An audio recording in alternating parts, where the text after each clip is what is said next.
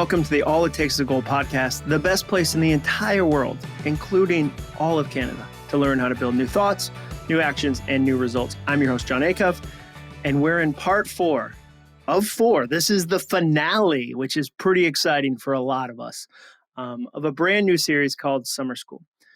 At the start of the series, I explained something really, really simple. I get emails and messages and DMs from people all the time that ask me about 4 different types of goals, 4 big bucket goals, I might call them.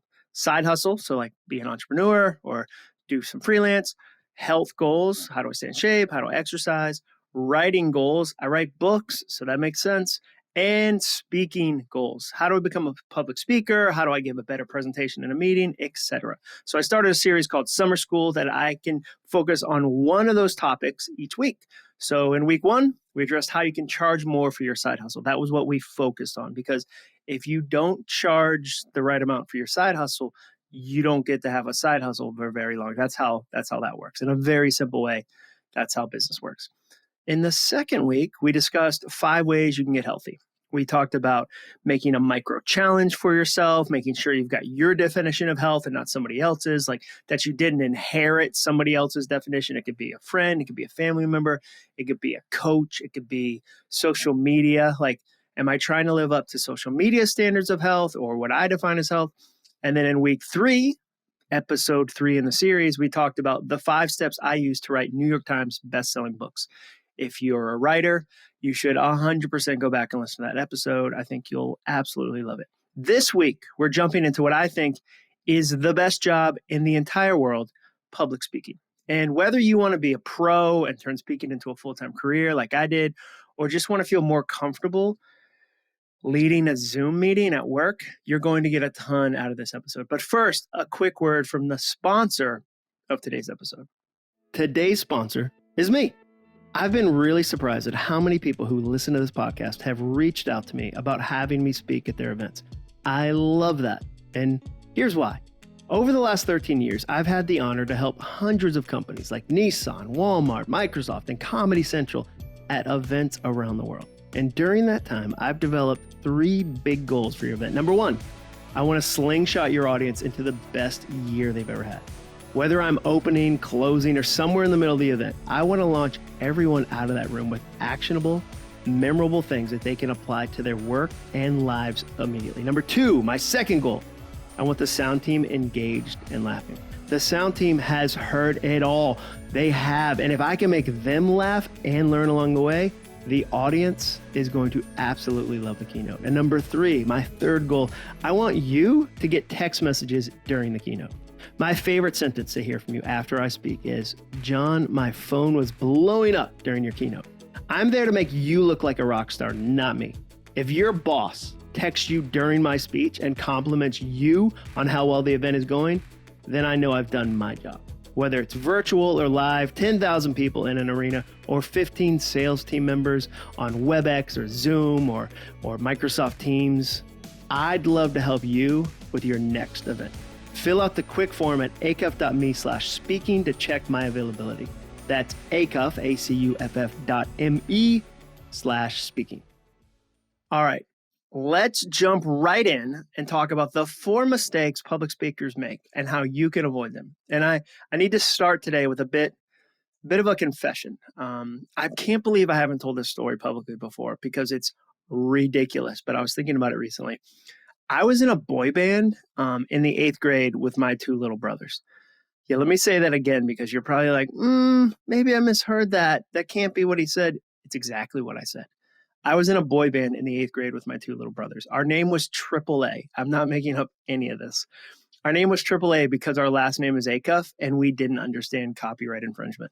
We had monogrammed hats with our nicknames on them. Mine said A1 because I was the oldest and most definitely had sauce. I believe we all knew where I was going with that.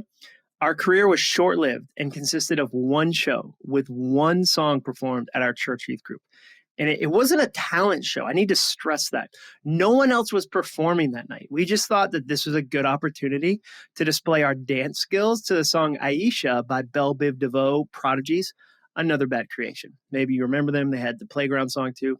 Now, when you see a 1st grader or a 3rd grader dancing his heart out, doing like pop and lock to like a homemade hip hop routine, you can't help but think, oh, that's cute. That's cute. Look at them. Look what they're doing. When you see an 8th grader dancing with his younger, far more adorable brothers, you can't help but say, oh, that's really confusing. That's really very confusing what Jon Acuff is doing right now. Now, fortunately, there's no photographic evidence because this was the late 1980s and our fresh moves were probably too fast for a Polaroid. So like it doesn't exist anywhere. You can't Google it. Don't even try. It's not on YouTube.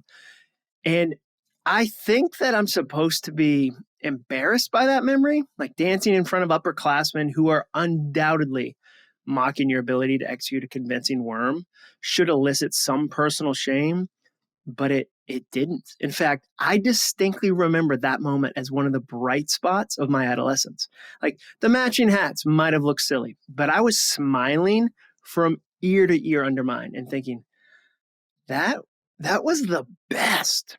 Now, it would take me another 20 years to realize why I felt that way, that being on stage was always the best moment for me. But once I discovered that, I never looked back. Ask the Chimney Sweep Convention in Branson, Missouri. Ask the Orthodontic World Congress in San Diego, California. Ask the Funeral Home Directors Trade Show in Charlotte, North Carolina.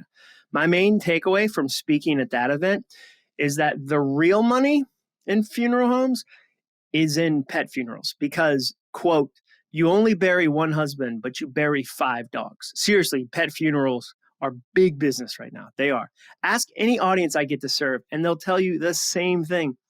I love being on stage. I absolutely love it. I spend my entire year trying to get on 50 different stages around the world for 45-minute keynotes. I work for 12 months in exchange for less than 2 days worth of total minutes. But it's worth it because public speaking is one of my favorite things to do. I love it, and I want you to love it as well. And I think you'll enjoy it a lot more if you avoid these 4 very common mistakes. Mistake number 1, forgetting the audience. I've been a professional speaker for the last 14 years. The number 1 mistake that I see over and over is actually very simple. Do you know what it is? It's a mistake that people make whether they're talking to 10,000 people or 10 people. I think that's what we forget sometimes. Public speaking doesn't just mean you're a famous person. It can also mean you know how to lead a meeting at your company. Being able to clearly communicate an idea is critical for any career. You might never keynote a big event, but if you need to get buy-in from your manager at work, you better know how to deliver a speech. So what's the mistake most people make? Most people think the first step in creating a speech is to write the speech, but it's not. The first step is to understand the audience. When you give a speech, you're not there to speak. You're there to serve. It's not about you. It's really not. It's about the audience. So the first thing you have to do is remember the audience. Long before you work on your speech, you need to talk with the audience. If it's an event, you need to call the event planner. If it's a meeting, you need to talk with one of the attendees. Every time I give a speech, I ask the client a specific list of questions that I've developed over the years. One of my goals with a speech is to make the audience know I care about them. I don't get to do that unless I know them. Empathy requires curiosity. Some of my goals, like I want the audience to feel like I've read their diary. I want them to go, oh, this guy gets what it's like to do my job. This guy gets what it's like to be an insurance salesman. Or this guy gets what it's like to be at a tech company. Like I want them to feel connected to what I'm saying. So it requires me to get to know them. I have some other goals. When I speak, I want the sound person, like the sound guy, sound girl, whoever who's running the board to laugh and be engaged. Because the dude at the JW Marriott has heard every speech. If I have that guy dying, like if that guy wants a copy of my book when I'm done speaking, I know I've crushed the rest of the audience. I also want whoever booked me to be getting text messages during the speech. I want their phone blowing up because I want them to be the superstar. I get to be there 1 hour. I'm there 1 hour. That person is there all year. I want them to look like a rock star. I want the CEO texting them going, great choice in bringing Jon Acuff. That was fantastic. And I accomplish goals like that if I actually get to know the audience that I'm there to serve. Have you ever been to an event where you could tell the speaker had one speech and no matter who was in the audience, like you could work at a funeral home, you could be a mom blogger, you could be a church, you were going to get the same talk every single time. You feel invisible, right? Like you don't matter. It feels like he or she has stock photography version of a speech. Like it's just the same speech. The speaker didn't try to understand who was in the crowd, and the crowd can tell that. So the first mistake is forgetting the audience. Remember, it's about the audience. It's not about you. Mistake number 2, the dumb opening. There's a very common, very fixable mistake that a lot of speakers make, especially pastors. In fact, each time I see this happen at a church, I wince. The solution is not something I came up with. I first read about it in a book called Speak Like Churchill, Stand Like Lincoln. It's by James C. Humes. It's such a big problem that he spends an entire chapter of the book on it. What's the problem? The weak open, or more specifically, wasting the most important minute of your speech. A speech has 2 critical minutes, the first one and the last one. What happens in between is certainly important, but it's nothing like what happens when you open and when you close a speech. It's in those moments that you have the greatest opportunity to reach your audience. On the front end, this is the moment you first capture their attention. On the back end, this is the moment that you send them home with something memorable. Now, most speakers waste their first minute by doing one or all of the following. Number 1, introducing themselves. Number 2, expressing their gratitude at the opportunity to speak. Number 3, commenting about how great the event is or has already been. Number 4, specifically thanking the person who just introduced them. Pastors have added another element to this because now if they have more than one campus watching a video, they feel the need to say hello to all the other audiences. Hello, Springfield. Hello, friends in Mission Hill. Hello, special greetings to anyone watching online. Hello, people that might have found this tape after a zombie apocalypse and they're watching on an old VCR. Get to high ground. They do these long intros. For pastors, I promise no one is going to storm out of your sermon if you don't acknowledge other campuses. I attend a video campus, and I've never once thought, I can't believe that jerk didn't say hi to our campus. It's almost like we don't matter to him. I also never feel relieved or delighted when I hear my campus get a shout out. I never think, whew, phew, I wasn't aware that I was watching a video screen, but now that he said it, okay. And he said hello, okay, I feel better. Now, why shouldn't you introduce yourself or say thank you in the first minute? Well, for starters, you will most likely have already been introduced. In 99% of the speaking engagements I do, someone introduces me. Why should I repeat what the audience has just been told? More than that, though, it's a waste of a powerful moment. The moment where everyone in the audience is waiting to see where you'll take them. It's an awesome moment packed with anticipation and hope. Imagine if a movie or a concert started with an introduction or a hello to everyone who might one day see it. Hi, we're U2. We're from Ireland. We usually start with an amazing song, but today we want to tell you how thankful we are that we get to play music for you here in Cleveland. This is such a great arena, and we're so glad that the opening band played some songs for you guys. We also want to say hi to everyone who is watching the live stream with us. Boo! What a boring concert. Instead, what does U2 do? Instead, what does the movie theater do? They dim the lights, they widen the screen, they launch you into a huge moment full of excitement and joy and emotion. They set the stage for something amazing to happen. And so should you. Make sure you don't waste your opening moment.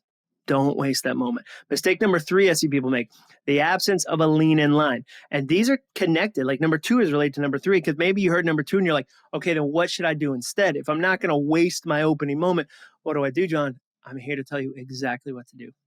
Have a lean in line. During the first minute of your speech, I love to use a lean in line. A lean in line is just what it sounds like, a line you say that causes the audience to lean in to hear more. Now, it doesn't have to be a mic drop moment. It doesn't have to be outrageous or over the top or shocking. It just has to incite a little bit of curiosity. For example, let's say I give a speech about a book I wrote called Finish. I wrote this book called Finish about how to figure out how to go from being a chronic starter into a consistent finisher. The wrong way to start that speech would be, I'm so excited that you're here, and I really look forward to telling you about my brand new book, Finish. That seems so obvious and dumb, but I promise you, I've heard speakers do the exact same thing. Instead, when I open the speech, I say, when I was in college, I thought I should try out for the football team. Then I pause. like a crazy person. I hold that pause, just allowing the audience to take in the ridiculousness of that statement. I clearly have no business trying out for a college football team. I mean, if you can see me, I have no business ever playing college football. Like, I think even for a punter, they'd be like, I don't think he has the structure to be a punter. But it's a surprising opening sentence that shakes things up a little bit. It stirs up some curiosity, and then it leads to laughter as I lean further into it. I'll follow that up with, I know that today, seeing my body, you're probably thinking, well, duh, of course you're going to play football. When you've been blessed with a frame like that, to not play football is to deny the world your gift. You can't keep a tiger out of the jungle. Now it's just a few sentences. I've signaled to the audience that this is going to be fun. I'm going to be a little self-deprecating, and you're going to want to see where it goes next. Like, where is this going next? What is this story going to tie into?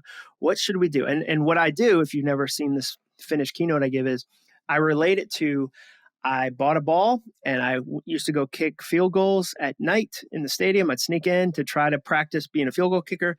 I never hit a single field goal. I missed every single one without even 11 other monsters trying to stop me. And I realized, wow, I'm terrible at goals. Am I the only one who's bad at goals? And then that launches into this whole discussion of, no, it turns out everybody's bad at finishing goals. Why are we bad at finishing goals? And now we're off. Like, now we're into the content. But I don't start with, today I want to talk about how you can get better at finishing your goals.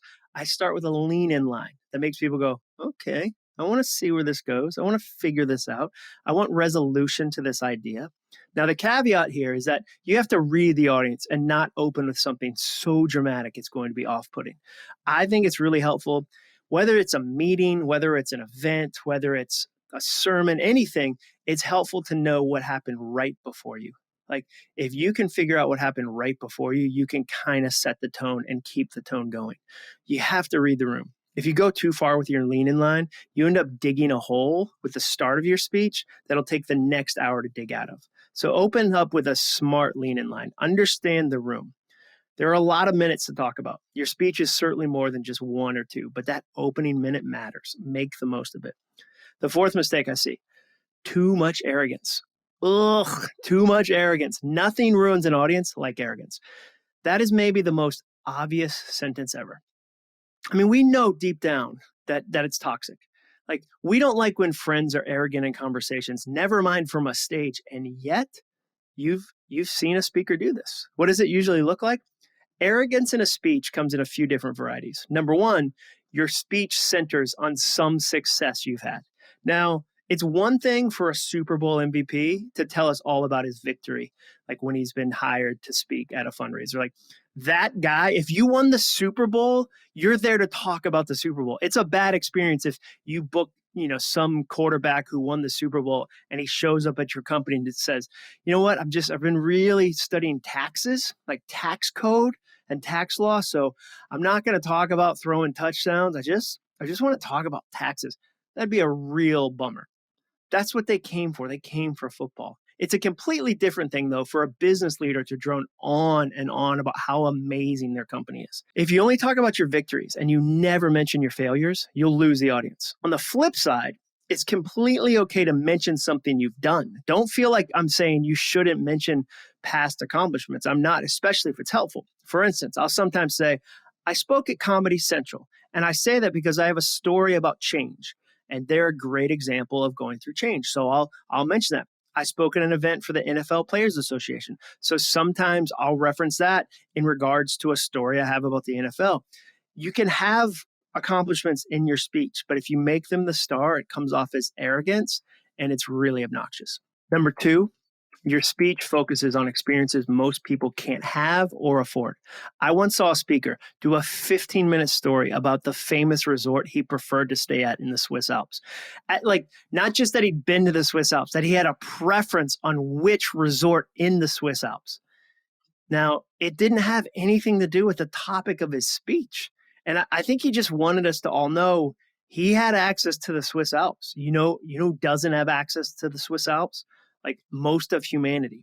It was bragging, and you could feel the audience kind of go, oh, like the audience has a feel. And when you tell a story like, hey, I want to talk about my favorite resort in the Swiss Alps. Now, again, it's one thing if your whole talk is about customer service, like that's funny, that's relatable. For instance, one of the slides I have in one of my speeches is about a soundtrack. I call it a soundtrack, a repetitive thought that the Ritz-Carlton has. One of their soundtracks is Never Point, Always Walk. So what that means is if you go down to the front desk and say, hey, where's the gym? They never say it's around that corner, up those stairs, down that hall. They walk you there. The person comes around the desk and walks you there. It's part of their customer service. So I have a slide that says, never point, always walk. And I tell that story and explain that soundtrack and how it's so good for their culture. And then I added in a detail that I was recently doing an event, and it was at it was in Palm Springs, and it was at the Ritz-Carlton. And when I asked the guy where the gym was, he started to walk me there, and I was like, "You're doing the thing! You're doing the thing!" And he didn't seem as excited as I was, but I was very excited. So I'll tell that story. But the point of the story isn't, I was at the Ritz-Carlton the other, just whatever, just like eating a lot of grapes without skin. Oh, I just don't like grape skin. Like, it wasn't a bragging story. It was to highlight something that related to the material. So you can totally weave stuff like that in, but if people can't relate to the stories you're telling, they shut down. The third type of arrogance I sometimes see is your speech at all sounds like something a bad guy in an 80s movie would say. We all know to avoid certain words in speeches, like words like moist. No one on the planet likes the word moist. Like I don't know if there's a more hated word. And there are some phrases, though, that are so arrogant and so stupid, you should just avoid them altogether in a speech. When the speaker that I saw talk about his favorite place in the Swiss Alps, he said in his story, like, we work hard, but we play hard too. And that's the kind of thing that, like, the bad guy in like a Cobra Kai scene would say, or like a bad guy in an 80s movie. So be really careful with the language you're using. I don't think you have to be falsely humble. Like, you don't have to be falsely humble. Smart audiences can see through that in a second. And every audience is smart, by the way. Every audience is smart. Be honest, tell the truth. That's all you have to do. Just be honest and tell the truth, and never speak with arrogance. So that's it. If you avoid those 4 mistakes, your speech, may it be to 5 people at an office meeting or 5,000 at a big conference, will be great. And I want to give you one more bonus tip. That's one of my favorite things to talk about when it comes to public speaking. You have to remember the audience wants you to win. I know sometimes people get nervous about public speaking. They don't want to do it. They dread it. And a lot of times what they're afraid of is they're afraid of looking foolish. And I think that's a fine thing to fear. Like, that's appropriate. That's understandable. But here's what you have to remember. That audience is pulling for you. And here's why. It's terrible to watch somebody fail at something. It's such a terrible experience to be there in a room and watch somebody else suffer on stage or like blunder through something. They want you to crush it. They might not even know this. They're actually pulling for you. They want you to do well. That audience would rather you kill it. They'd rather laugh. They'd rather lean in. They'd rather have a good time. They'd rather take notes. They'd rather be engaged. They'd rather sit on the edge of their seat. They want you to kill it. They're not pulling for you to fail, because sitting in front of a failure on stage is an awkward experience. If you've ever had to do that, like 10-minute speech feels like 2 hours. The audience wants you to win, whether they're in a meeting, whether it's a big event, they are pulling for you. So just remember that. As you ever get nervous about public speaking, remember the audience wants you to win. Let's recap those 4 mistakes, because recaps are fun. Number 1, don't forget the audience. It's one of the biggest mistakes. You're there to serve. So get to know the people you're there to serve. Like, figure out what motivates them, what demotivates them. One of the questions I like to ask, I'll ask this question. I'll say to the client month before I go, what gets them up in the morning? What keeps them up at night? So essentially what I'm saying is, what are they excited about? Like, what do they see over the horizon? We just had this crazy 2 years, but there's some degree of excitement. What gets them up in the morning? And on the flip side, what's keeping them up at night? Like, what's the stress? What's the thing that they're afraid of, that they're anxious about, or their job is hard? Like, what are they really running up against? And I'll try to get as many real details as I can, because I want to thread them into my speech. So when I speak to a group of dentists, like, I might say, part of the challenge of being a dentist is you get an hour of business coaching like of leadership lessons at dental school. That's the challenge. That's one of the millions of challenges of being a dentist, is that in dental school, they give you like a week of like, hey, by the way, you're going to be a CEO and you have to do HR and you have to do team culture and you have to do hiring and you have to do all these things. Good luck. And you're like, wait, what was that thing? And then you have to be this CEO. And so like, I'll tell that story. I'll tell that frustration. And I know every dentist in the audience is like, he's right. Like, that is what it's like. Or I'll say, if you're a dentist, you're also a marriage counselor, because you'll say something to like somebody will sit in your chair and you'll go, hey, have you been flossing? And they'll go, I haven't been flossing, but my husband and I haven't been talking for 2 weeks. And you go, so no on the flossing? Like, people will tell you something in a dental chair they shouldn't tell you. And you're all of a sudden a marriage counselor.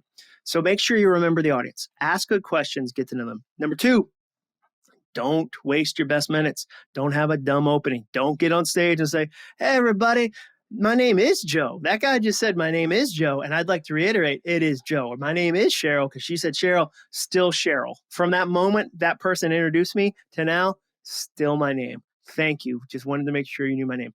Don't waste the opening minute. Mistake number 3, make sure you don't forget to put a lean in line. Like, work on that first line. What's that first line? Why am I going to listen to the rest of the speech? What are you going to set up? How are you going to set the table? What's coming out? Give me the appetizer. Like, give me a really amazing appetizer. I'm like, what? Like, you ever been to a restaurant where the appetizer comes out and you're like, dude, if they can do this with an appetizer, the entree is going to be bonkers. Like, they come out and it's like a 2-ingredient like appetizer, and you're like, there's no way you can do that with just like 2 ingredients. They blew my mind. The entree is going to be crazy. Think about it like that. Bring a really amazing appetizer out first, so they know, woo, it's only going to get better from here. Like, the first round is going to be great. The entree is going to be great. The dessert is going to be bonkers. Mistake number 4, don't have arrogance. Here's the reason, by the way, I think we put arrogance in speeches. Well, it's insecurity. Like, most arrogance is because you're insecure and you're trying to build this shell around yourself so you don't get hurt or you're afraid, whatever. But I think there's this old school leadership mentality that used to say, if I share my weaknesses, people won't trust my strengths. So if I admit I have weaknesses, people won't trust my strengths. I think the truth now, like new school leadership, new school mentality is this. If I pretend I don't have weaknesses, people won't trust my strengths. If I pretend that I've got it all together, people won't trust my strengths, especially younger audiences. Younger audiences like Gen Z, millennial, whatever, they can spot fake from 10 million miles away. So if you only tell stories where you win, it comes off as so arrogant and it shuts audiences down. You're trying to open audiences up. You're trying to be relatable. You're trying to connect with them. And too much arrogance is going to ruin all of that. So hopefully that was helpful to you. Again, whether you're going to be on a big stage, small stage, somewhere in between, Zoom, WebEx, Teams. I know a bunch of different software platforms I can just rattle through. I'm so glad that we got to spend these 4 weeks together. That concludes the Summer School series. And I want to hear from you. Like, did you like that format? Are there other topics you'd like me to cover? The majority of my podcasts, I would say like 80% of them are me interviewing somebody that I'm like, ooh, that person is fascinating and has a lot of cool things to say that I think will help me and everyone listening. So I'll still always have the bulk of my podcast episodes will be me interviewing somebody, but I love doing the solo ones too, because I really get to laser into something and go, hey, maybe you never thought about this, or hey, this is kind of interesting, or hey, I think this would be helpful. So let me know if you want some more episodes that are topical like that. You can hit me up on Instagram or Twitter. I'm at John Acuff. I'm also on LinkedIn and Facebook. Just drop me a note and be like, hey, yeah, let's keep doing those. Or like, hey, here's a different topic. You can also write a review. That's always helpful. We'll put all the links in the show notes as always. And thank you. Thank you for the reviews. You guys are killing it. Like, we hit 1,000 in the first year. That's unbelievable. That's so unusual. You guys have been so generous about that. So thank you for writing your reviews. If you haven't written one yet, 60 seconds, 90 seconds, tell me what's up. I'd love to hear from you. Please make sure you follow or like or subscribe or whatever it is the kids are saying these days. And please write a review. I'll see you next week. And remember, all it takes is a goal. Thanks for listening. To To learn more about the All It Takes Is a Goal podcast and to get access to today's show notes and exclusive content from John Acuff, visit acuff.me/podcast. Thanks again for joining us. Be sure to tune in next week for another episode of the All It Takes Is a Goal podcast.